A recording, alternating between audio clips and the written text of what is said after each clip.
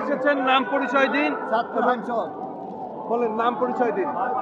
আমার নাম নজির দেওয়ান, আমি চাঁদপুর হাইমচরের উত্তর ইউনিয়নের বিএনপি মূল দলের সেক্রেটারি।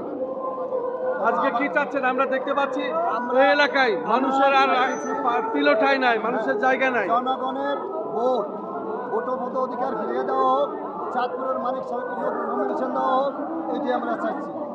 আপনারা চাচ্ছেন ভোট চাচ্ছেন, ভোট চাচ্ছেন। ভোট চাচ্ছি।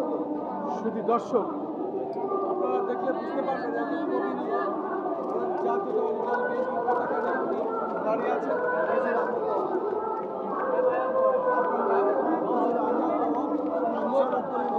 নজির আহমেদ দেওয়ান সাহেব, ওনার দাবি হলো নিরপেক্ষ নির্বাচন চান এবং নির্বাচনের মাধ্যমে গণতন্ত্র ফিরে পেতে চান।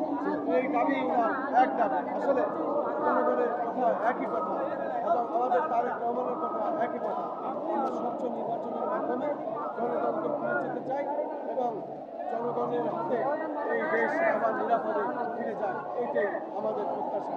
আমি খন্দকার মাসুদুজ্জামান, আজকে বিএনপির কেন্দ্রীয় কার্যালয়ের সামনে থেকে রাজধানী